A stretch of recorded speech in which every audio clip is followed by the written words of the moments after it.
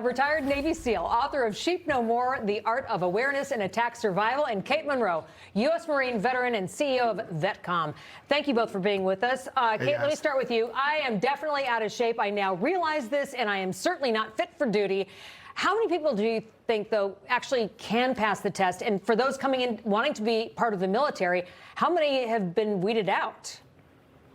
Well, I think it's probably weeded out quite a few, but it's not that hard. You can go dedicate 60 to 90 days if you put your mind to it and get in enough shape to do that very basic fit test. And that's an average like warm-up PT for the Marine Corps. Oh, to get into the Marine Corps, I had to do more than that just to get through MEPS. So I think that you're going to find that a lot of these 20-something-year-old guys and gals are going to do just fine with it. Will they do their best on their first try? No. But quite frankly, if we can't do this, we have a massive problem in our military. We're relying too much on tech and not a lot on our fitness. Yeah, if you're talking about like a 20-year-old, you know, I mean, I'm 50. You know, so like, I'm getting a little bit, you know, Jonathan, first of all, how many push-ups can you do, number one? Okay. Enough. I can do all I need to. That's all that matters. Well, he's a former Navy SEAL, so I'm not even going to ask about his workout. Yeah, he'll tell you what he wants to tell you. Don't ask anything else. So, Jonathan, Secretary Hegseth, testifying before Congress this week, I'm sure you saw it, faced oppositional Democrats, to say the least, with questions on his commitment to a merit-based force. Listen to this, and then I want to get your reaction.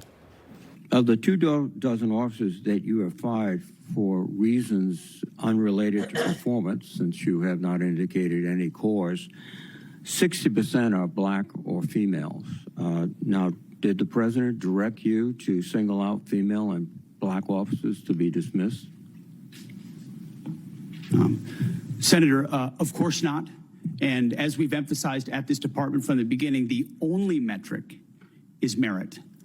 This members on this committee and the previous leadership of this department were focused on social engineering, race and gender in ways that we think were unhealthy for the department, focusing on those things, making decisions. So, Jonathan, is the secretary correct about this? Is he taking the right approach?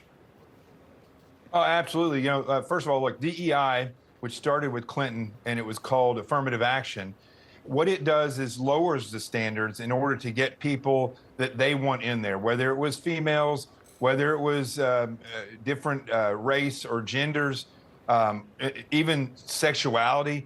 They will always lower the standards, not raise the standards. That way they can get anybody in and then pick and choose who they want. And so once that occurs, it's very difficult to get those standards back up. That's why the FBI Academy dropped pull-ups for females.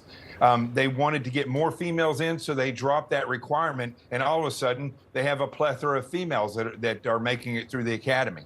So it is good that standards, especially physical standards for the military, are being added back in, because what will happen now is that the people who were let in through DEI, whether they're female, black, white, whatever, they will now have a standard that will eliminate the people who were hired for the wrong reasons.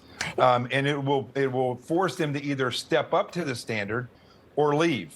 And so this is how you combat the DEI issue, is one, looking for ideology, and two, setting physical standards to weed these people out.